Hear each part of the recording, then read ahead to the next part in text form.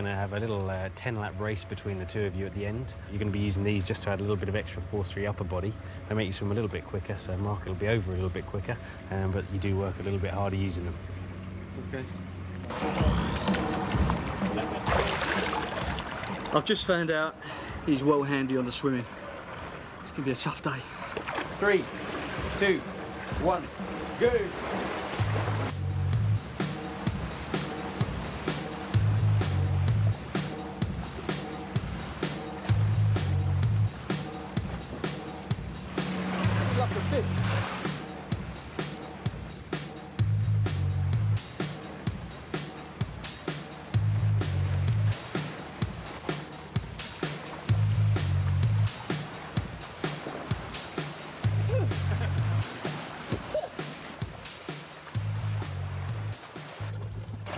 I'm sure this is not in my agreement with ITV F1.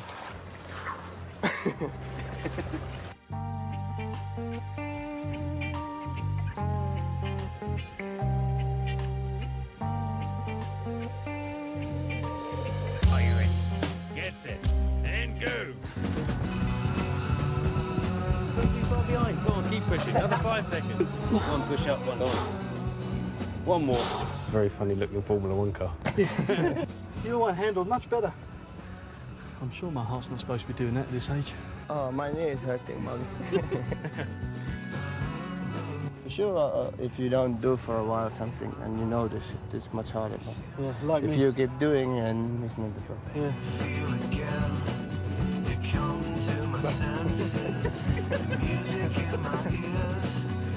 From the head, you get 10 points.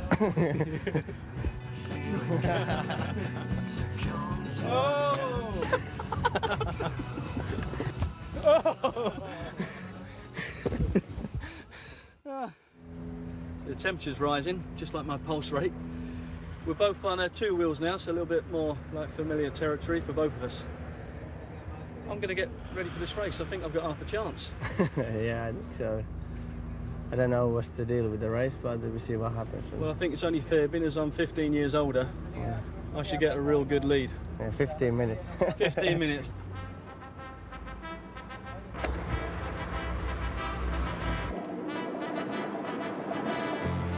Come on, Kimi.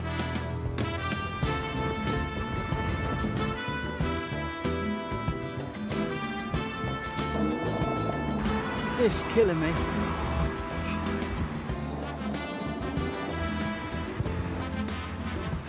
Oh, he's not going to be far away. Here it comes. Keep pushing. Ah! It's pushing me.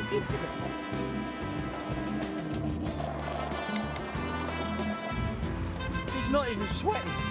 Give me a lift.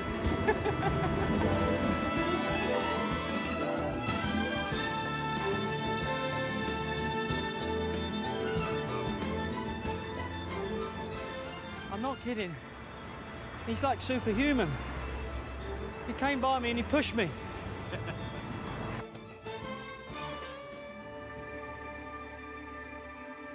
Well, this is the best part of the day. Laying down, getting some rest.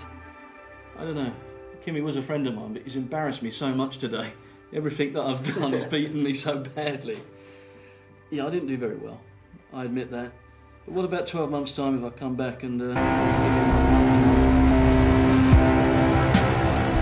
We are at the Lake Zurich and going across with this ferry. I live close to here. It's half an hour from Zurich, or half an hour from the airport, and maybe 15 minutes from Zurich, and it's just relaxed, and this is very beautiful, clean country.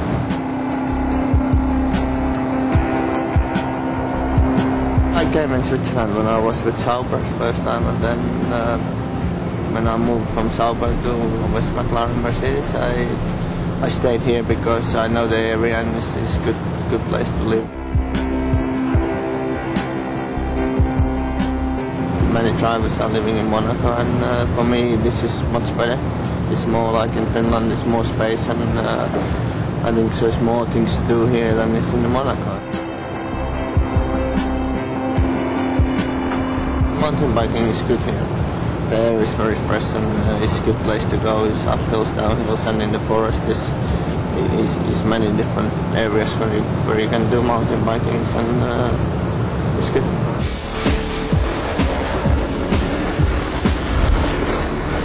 The job of a trainer is actually quite broad. I mean, obviously it involves the physical fitness, cardiovascular work, gym work, stability work, etc.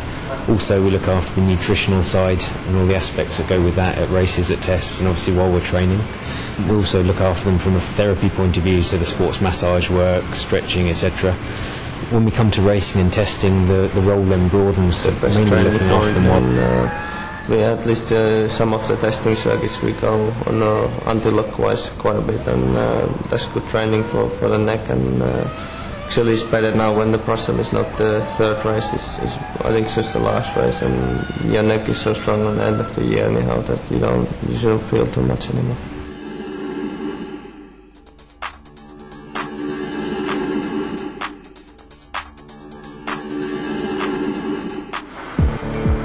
We work obviously on a core strength element of the training in the gym, and we try and make it as stability orientated as possible, because in a Formula 1 car you're going through a lot of G-force in a very small enclosed environment, and the joints are under a lot of stress, and the whole aim really is to make sure the driver is problem free, injury prevention.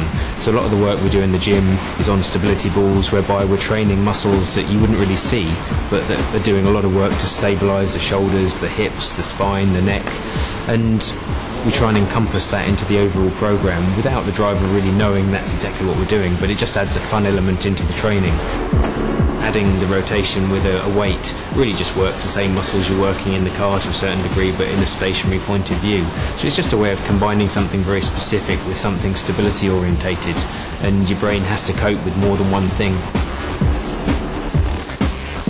Working with the driver, you can be physically fit, you can be as fit as you can be, but if you're mentally not there, then you're never going to perform well in a car, or in any sport, to be quite honest. The mental side is huge. When I look at him, I see what mood he's in, and obviously I design a program that we work around, but that program is flexible, so there's always alternatives you can do to the program you have planned. We'll still achieve the same objectives. So if I see that he's not really in a mood to go into a gym, then we'll do something else that will still achieve similar objectives, but just in a slightly different way, because sometimes you want to make something more fun, sometimes you want to do something that appeals to him. It depends on the day. Sometimes you feel like you like to do something with the weights, or some other days you feel like to do biking or swimming or something else, and really it's okay, all the stuff. But some days you just feel more like doing something else.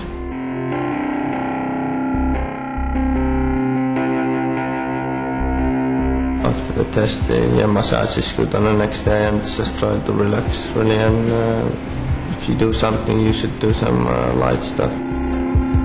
Working on the body itself, your hands tend to work very much like sonar.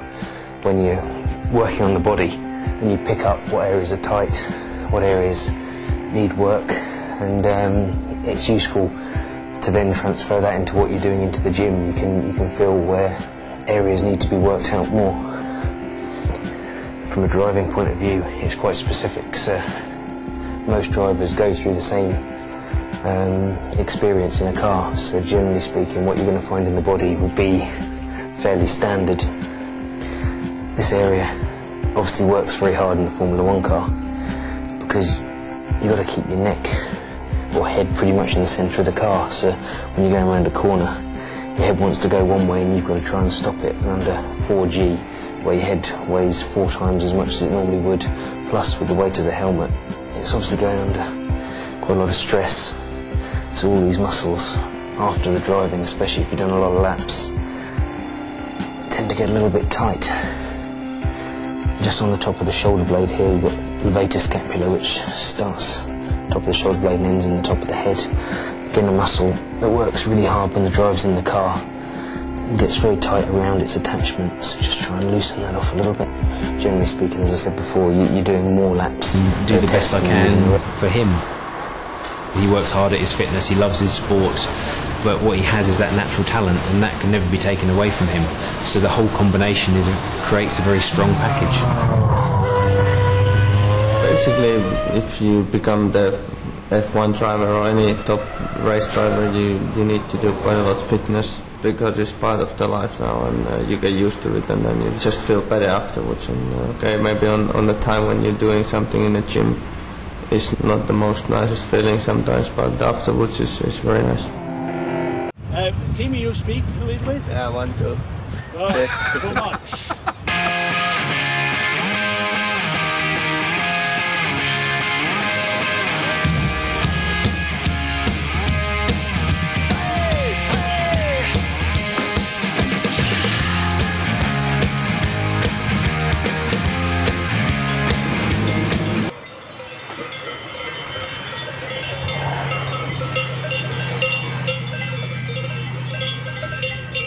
Okay, I have now changed my Formula 1 Cabrio to CLK 55 AMG.